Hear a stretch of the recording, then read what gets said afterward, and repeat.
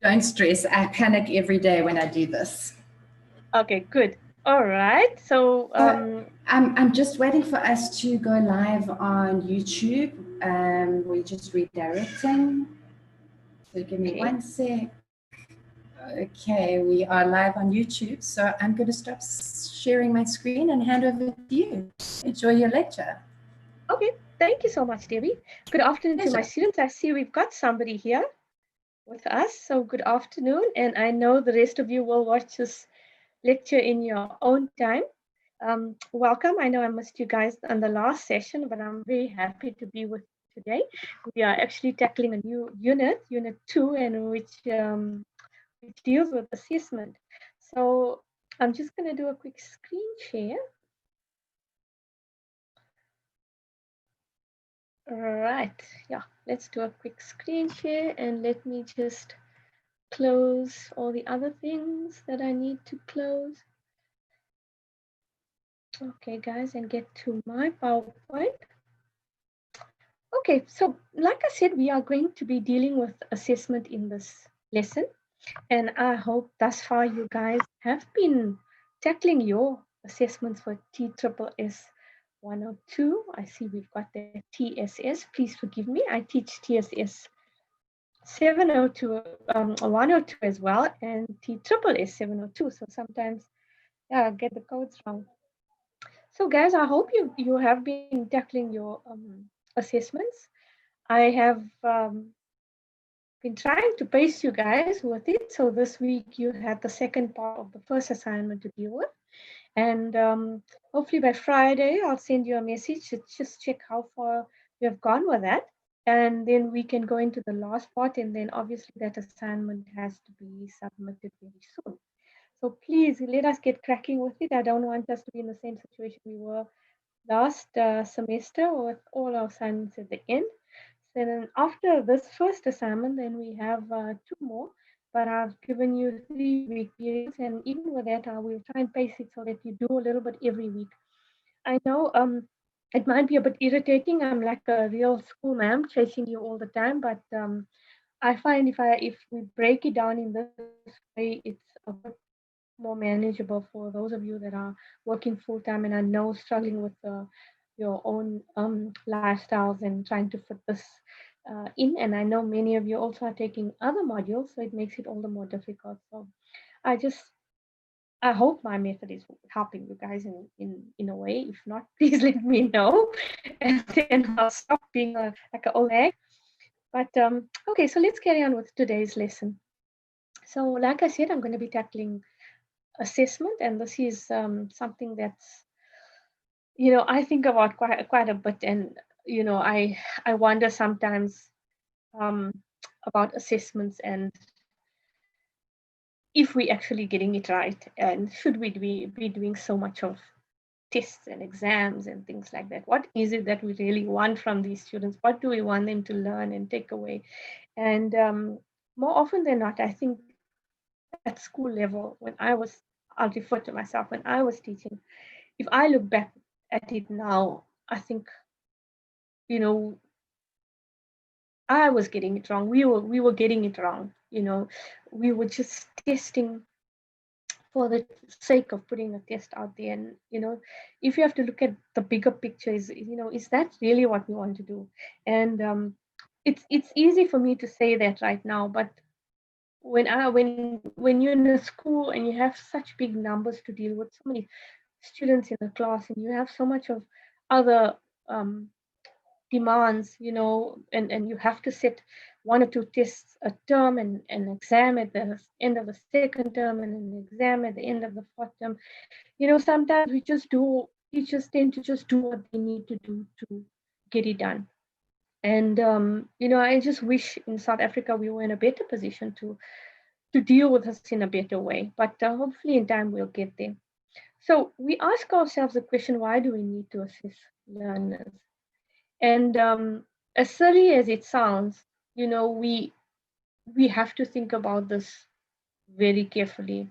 Most of the time in South Africa, our assessment takes the form of tests and exams, and it's just such a integral part of our experience in school. and learning that, you know, if you look at the time when I schooled, you know, exams was, it was part of life. It was just something that you did in order to pass from one grade to the other. But it's very seldom that we ask ourselves questions about whether the exams or the tests serves our purpose, or whether there are better alternatives or better ways to judge what learners have learned and what we want them to actually learn. Um, you know, and we find like many teachers also get caught up in certain types of techniques of assessment. You know, your old school learners, teachers like myself, you know, we like tests, and you know, rather than other types of assessment. And I've been actually looking at the different types of assessments, and particularly since I started the PGCE module. And believe me, there is such a wealth of resources out there on sites that you could make use of, and there's so many different ways in which we can assess students that we can actually move away from exams and tests. You know, one thing is for sure, the CAS, continuous assessment, is a better method of doing things than we did before. Now, you know, just to talk about assessment in the past, when we had assessments at school, that's all we were taught. You know, it and doing the exams and the test was, you know, it was type of control. It was, if you did it and you did it, you know, properly, you were given accolades. And you know, if you couldn't study, or study wasn't your thing, or you know, cramming wasn't your thing, you would fall by the wayside. And you know, looking at back at it now as an adult, you know, I just think there's so many better things we could do with assessment, or you know, different choices that we could make. And this is what I put to you guys as future teachers. Do you think that we could, you know, make conscious choices when we decide on our assessment techniques? You know, you as a teacher, you need to make that conscious choice, um, and not just do so because it's always been done this way. And I know, you know, principals and HODs tend to put a lot of pressure on new teachers, especially. They'll come into your class and the HOD will, you know, tell you, look, it's been done this way. These are the tests that were set before. Look at it and you can just, you know, do something similar. And you know, you can so easily fall into that, because at that point in time, it would be the easiest thing to do, especially as a first year teacher. But you'll find, as time goes along, you'll find better methods, and don't be afraid to use it. Don't be afraid to do things as you feel fit. And this is where I put my faith in you guys, that you can change things.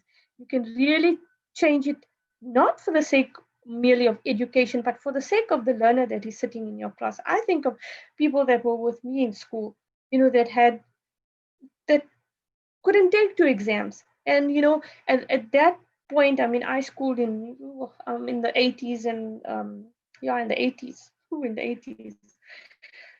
In high school, they would just leave school. And you know, it's not that there was anything wrong with them. It's just that, you know, perhaps the pressure of exams.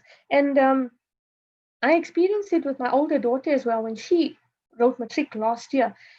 I mean, there would be tears and crying before the exams, and it's just that whole lot of anxiety, you know, that is associated with exams. So hopefully in the future we can, you know, do away with it. Now, when it comes to teaching, right, and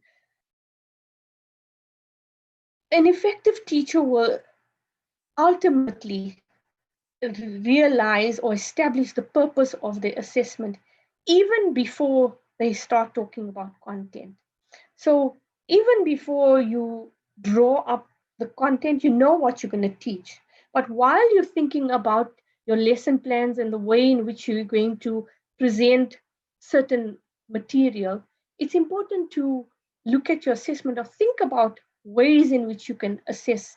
And like I say, you know, it's just not about reinventing the wheel. There are so many resources out there, history sites, geography sites, and I know Ms. Reimbach has been going through, those of you that are doing history, has been going through a lot of sites and making you aware of a lot of sites with history. And with geography, there is as well, teach it geography. And all you have to do is look at those type of assessments and adapt it to the content that you are teaching in the class. We basically have to ask ourselves why we want to assess before we decide what we want to assess and how we're going to assess it. If we know exactly why we want to assess, then it gives our learners a better chance at fitting into the purpose of the assessment. So, this is something that you have to, it's a habit basically. If you look at your content and then start thinking of ways to assess.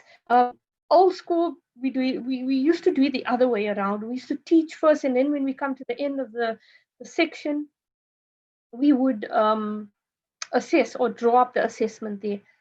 I really think this is the wrong way around. And like I say, all of this that I'm telling you is now in hindsight of my experience as a teacher, and now standing on the outside and looking back, it's easy for me to make these judgments. Again, I say that with caution because I know those of you that find yourself in government schools, it's very hard to change what has been going there on there before. But you can. I'm not saying it's impossible. All right, so let's go on. So the value and purpose of assessment. Assessment is actually a critical element of our national curriculum statement. It is one of the most important parts of planning and the teaching and learning process, and in social science as well. Without assessments, teachers do not know what learning has occurred, right? So that is the purpose of it. We need to know what learning has taken place. So with that, it becomes a process of monitoring and evaluating the progress of learners with the intention of finding out where they are in terms of current content, right? And conceptual knowledge. And it's also a method of looking at where teaching and learning should improve. Right now, remember, our CAPS is built on, especially the social science curriculum. It's built on from grade 4, and once they master the content of grade 4, their local environment, they move on to their national environment, and so on, right, as they go on in the years. So because it's built on, it's very important to know where your learners are. At that particular, in that grade, what have they learned, what do they know, what they don't know. So you are basically will be collecting and interpreting evidence in order to determine the learner's progress in the learning chain. And also, most cases you are called to make a judgment about the learner's performance, and that comes at the end of the year. So according to the Department of Education, evidence can be collected at different times in different places using various methods, instruments, modes, and media. So assessment essentially entails making sense of a learner's knowledge, skills, and values in the process of direct human interaction, right? So that comes directly from the Department of, from the DOE. Okay, so let me just move this quickly on. Right, so teachers, in essence, are unable to plan if they do not think about how they're going to assess the planning, right? Again, I'm telling you, not all schools do it this way. Most of them start with teaching the content first. So assessment, also with social science, it becomes a vital component of our teachers' social science teaching. We have tasks and questions which help and promote the learners to show them what they know and what they still need to know. And also, we have to observe the learners.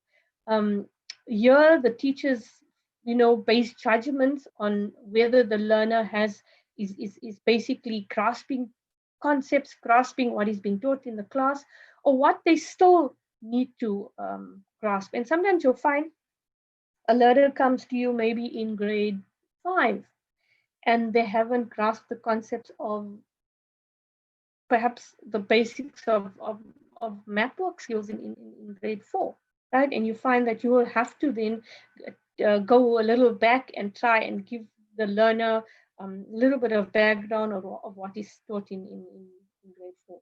So learners and teachers they need to be a continuous process of dialogue. Teachers have to do a lot of reflection, especially after a lesson is taught, and decide then on the most effective assessment that can take place for that particular class. And for, most of the time you have to also consider your resources available. Okay, so it's easy for me to say, yes, use the internet, use these websites. You most probably have to do it by yourself, in the evenings. Not all schools are equipped with internet and resources that will allow you to screen certain things. For history, it is so easy to screen videos and supplement your lesson with YouTube videos and films and things like that. But it's not always possible, and I do understand that. So what I'm saying is, you're going to have to, those of you that find yourselves in such schools have to go and use your spare time or your evenings in order to supplement your teaching and your learning in your classrooms.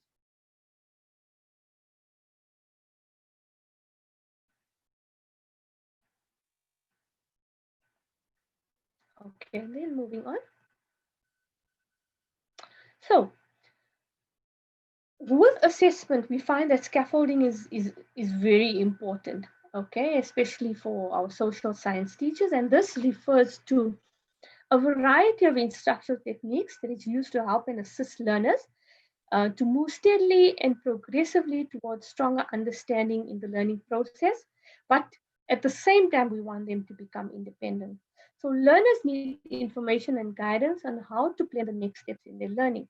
In scaffolding, this is what the teacher needs to do. As a teacher, you need to pinpoint the learner's strength. Then you advise the learner on how to develop that strength. In doing so, you need to be clear and constructive about weaknesses and address how that particular learner's weaknesses can be helped. Now, in a class where you have 45 learners, this becomes really difficult. I would suggest, you rather identify those learners that are really falling behind and try this type of method with them, right? The ones that are, struggling but not so bad, you need to help them, but obviously you're not going to go into this type of planning with them. These are now for the really weak learner in your class that's struggling with the content and struggling to cope with what you are teaching in the class.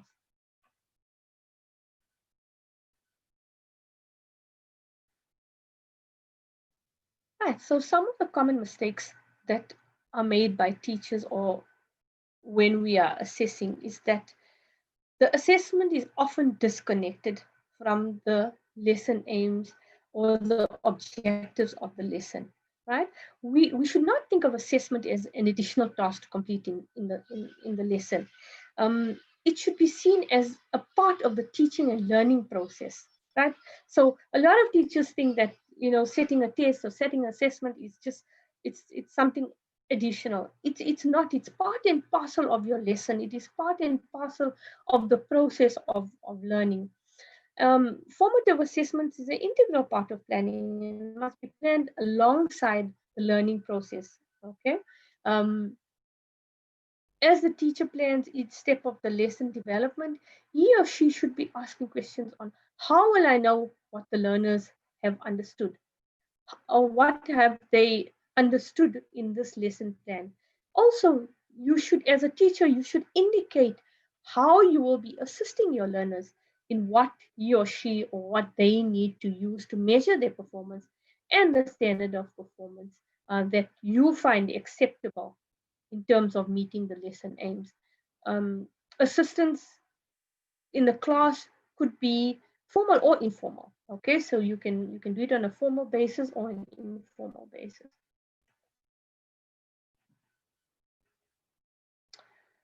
So assessment is actually a professional skill, and I'm hoping that we are going to cover enough on this particular topic before you guys finish the semester off. So I'll try and do as much as I can on this topic, because I really feel that it's a very, very essential part of the whole module, as in, TSSS as a whole. So learning how to assist effectively is a skill, right, that requires ongoing development and learning as teachers. And when we were in college, we spent a considerable amount of time on assessments and setting up assessments and the various types of assessments. So I don't think we're going to have so much of time, but hopefully with your activities, your involvement trackers, I will ask you to set up a few and see how you go along with that. So social science teachers need to know how to plan for assessment, how to plan for, how to observe learning, how to analyze and interpret evidence, how to give feedback appropriate for improvement, and how to support the learners in self-assessment. Again, we'll try and touch on these um, aspects of assessment if time allows us. And there should also be continual professional development. That means you should undergo training and development when you are a teacher as well. And this is very important. Sometimes you find that the schools do have workshops on this. You find that sometimes the subject advisors, who I believe are not very visible in schools these days, they come to the schools and they do give uh, guidance on assessments as tools, or whether they're supposed. Um, I just want to tell you guys, when in my day, when I started teaching in the early 90s, in 1991, when I started my career, um, you would find that as a new teacher, there would be a subject advisor that was assigned basically to me. And for my first year, I would find that the subject advisor came to visit me almost every month, and he would check up on my file. If there was anything missing, he would say, okay, this is what you need. He would check up on how I was performing within the school. If there were any issues, he'd do regular checks with my HOD. Not as much as just checking up on me, but it was a developmental process. And I'm not sure if that happens now, but it was very, very crucial and essential. And everybody that started with me in that, well, every year we know we would expect visits from our subject advisor, giving us guidance, giving us advice, checking if we're doing the right thing. So it was basically ongoing professional development, and it really, really made a difference. I think we would be lost if it wasn't for those subject advisors. So if the subject advisors are not doing that in schools today, and trust me, when I started teaching here in Durban at the school, I was there for 2 years. I didn't see any subject advisor, and then I left and I went back for another 2 years. I was helping out, filling in for somebody, and 2 or 3 years the second round, and I don't remember seeing any subject advisor coming to assess anybody, to support anyone. So yeah, guys, if when you start, I think it's important to know who your subject advisor is for your local area, your circuit. You should have one, and call on that person, ask that person for advice, ask the person for guidance, because that is basically what they are supposed to do. That is their job. Okay, so social science teachers basically should help their learners to plan for their own learning and devise methods for them to monitor their own progress, right? We do things like, peer review. You can do things like, let them draw a chart on all the assessments they make, and let them analyze and see how they're doing. So with that process, they internalize the fact that they, are progressing well, or they need a little help, let them gauge it instead of you telling them. So independent, sorry guys, let me just move this. Right, so when learners are independent, they have a unique ability to seek out and to gain new skills, new knowledge, and new understanding without the direct involvement of a teacher. And that is really our goal, to engage them in their learning and self-reflecting. And this basically is a very, very important skill, especially for our 21st century learners. Right? It's they are capable of even finding new information by themselves. Most of them are computer savvy. They know how to Google. Ask them to bring in material on your lesson. Ask them, and you'll be amazed at what they can bring in. It probably stuff we can't find on the internet that they will find. So engage them in that learning process and self-reflecting.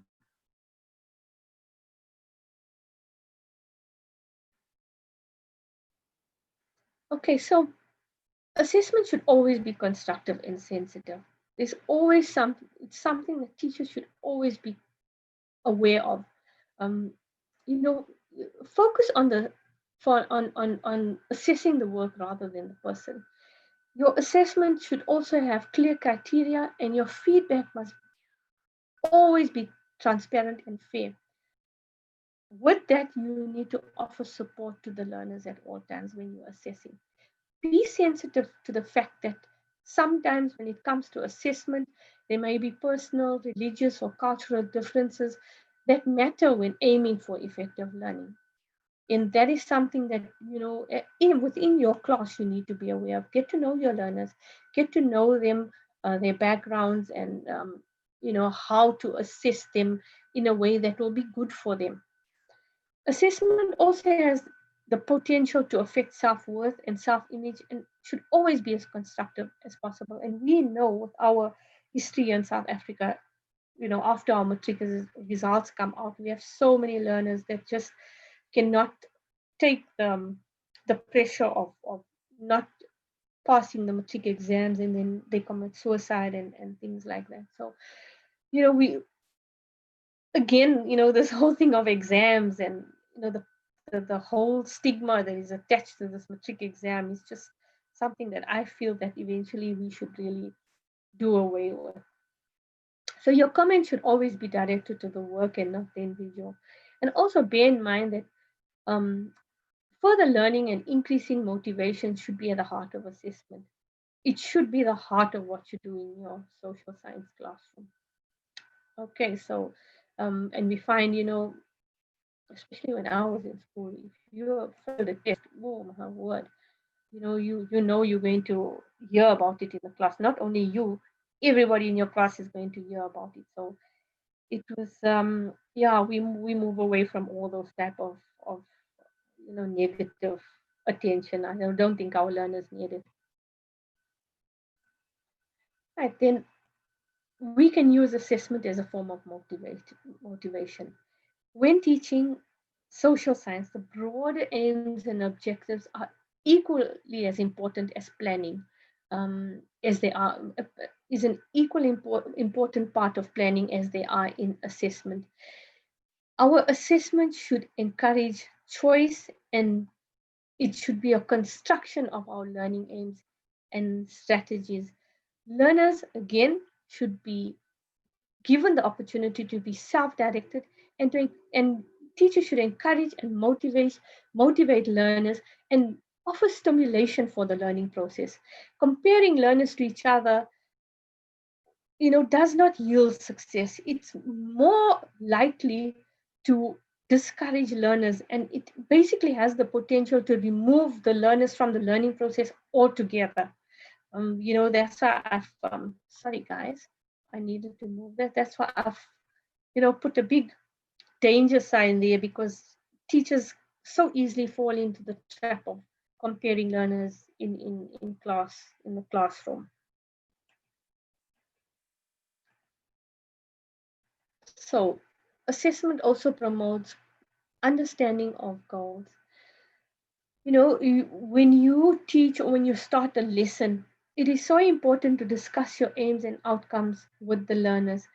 And at the same time, doing that, you will be encouraging reflection through their peer and self-assessment. That means if I tell them, look, at the end of this lesson, this is what you need to know. At the end of that lesson, the learner, without you asking, the learner is going to think, do I know, have I achieved these outcomes? Sometimes, teachers can even put their goals up on the chalkboard, or on a chart at the side. So at the end of the lesson, the learner himself can do some self-reflection. Do I know this? Have I learned this? Or, do I understand what my teacher wanted me to understand through this lesson? So peer and self-assessment are powerful tools for learning and assessment, and they basically enhance your overall lesson aims.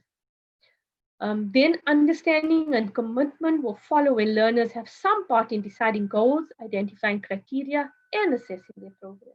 So learners should always be informed of the goals and the criteria. Now, when we come to assessment, there are three basic forms of assessment. So let's go through the three. Um, the first one is diagnostic assessment. This form of assessment is a powerful tool for teachers, right? And it enables them, at least at initial identification of strengths and potential areas of learning difficulties. It can be used to provide guidance and feedback. This type of assessment involves investigating the learner's prior knowledge, their current interest, and their skill set. Diagnostic assessment is important because teachers use it basically when they start the lesson, or when they just before they want to present new knowledge, right? You assess what they know already, where the learners are sitting at.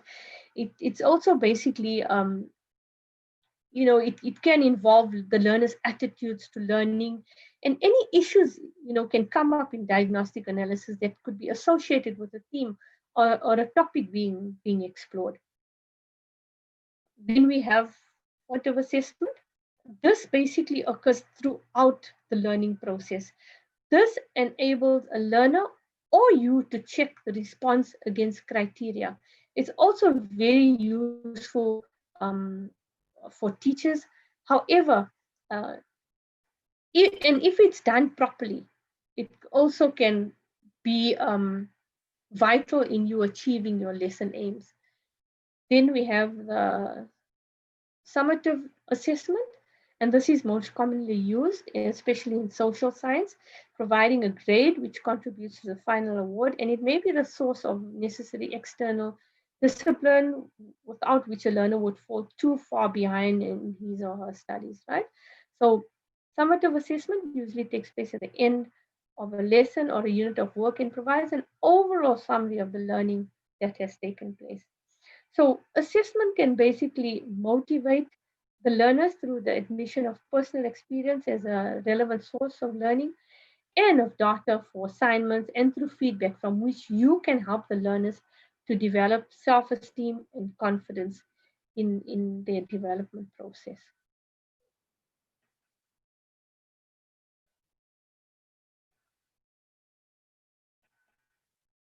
So assessment can be formal or informal. Informal assessments are a very important part of our work as social science teachers, as it allows us to gauge the progress of the learners through each step of the learning process. Formal assessments are not only exams and tests, but also can be projects, oral representation, formal, um, practical demonstrations, rubrics, reviews, and this formal assessment is the one that's actually recorded in your teacher's file, and it's the one that should be available to your HODs for monitoring and moderation processes.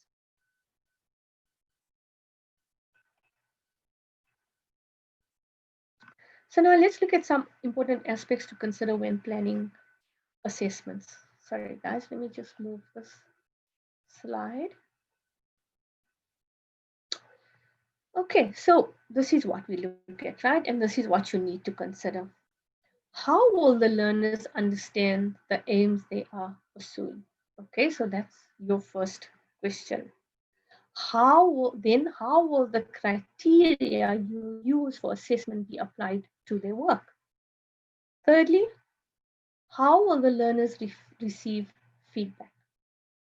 Then, how will they take part in the assessment process? That means how are you going to do it, your whole process of assessment. Lastly, how will they be helped and assisted to make further progress? Right? So when you plan assessment, these are the 5 criteria that you need to look at, and then you start planning what you or how you're going to assess that particular topic or that particular section. And we come to our last section, and I think we just right on time. Right, we look at how do learners learn. So this is very, very integrated with our assessment, and it's very important as an end result. So strategies in assessment that gauge how to teach as well as what to learn is equally as important, right? So that process, and then we also have checklists and observation schedules that incorporate skills and correct development. And these must be prioritized, especially when we're teaching social science, because it forms part of social justice and sustainability focus. Then learners should also be aware of the how in learning, as they are very aware of the what they're going to learn. So not only what am I going to learn, but how am I going to learn it. And this I told you forms part of the first part of your lesson when you go through your lesson objectives. This is what you're going to learn, and this is how we're going to do it. And once they know that, then the reflection process can take place. Okay, so that's just a little bit. That's touching the iceberg of assessment. We will go through a lot more during this process. I just wanted to share with you guys quickly, if I may. Yep, I think we still got about 5 minutes here. I just wanted to, let me stop sharing this.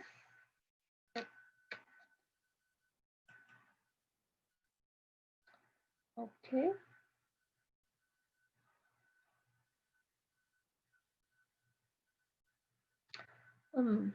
Okay, guys, sorry, I don't have it open right now, but maybe I could just chat about it with you guys. When it comes to resources, there are so many, like I said, so many different ways. And then I picked up one particular resource that I really liked, and that was on teaching geography. And it was about comparing two volcanoes. Like, for example, if you are doing volcanoes in the grade 7 class, that is such a beautiful activity where it is in the form of a type of a puzzle, where pieces of information are given about two particular volcanoes, and the learners then read up on their own on of these, or you can even give them information on the two particular volcanoes, and then they start piecing it together. And then at the end of the lesson they write down, they do a comparison basically of the two volcanoes and what they learned. And I found that to be such a beautiful exercise. Instead of just going in front of the class and teaching them, this is volcano X and this is volcano Y and this is what happened here, this is what happened there. Give it to them as a process of learning. Let them do it, and you could even do it in a way where you say, these are the two volcanoes, and divide the class into groups and let them come up with the facts instead of just teaching it. I find in that way they are reflecting a lot more on the lesson and the content than you presenting the lesson to them. So that will be my story for today. Thank you, Barushka. I love your slides. They're beautiful, by the way. Thank you, Gabby. It was all with your guidance, all the TED Talk videos that I watched them. I watched them, ma'am. I've been listening to you very carefully. They're beautiful. Well done. Oh, thank you so much. Love the simplicity. Thank you and so thank much. you for the lecture. Thank have you, a lovely Evie. evening, and we'll see you soon. Yep, look forward to the next one. Take care, Thank you. guys, and good luck. Bye. Bye.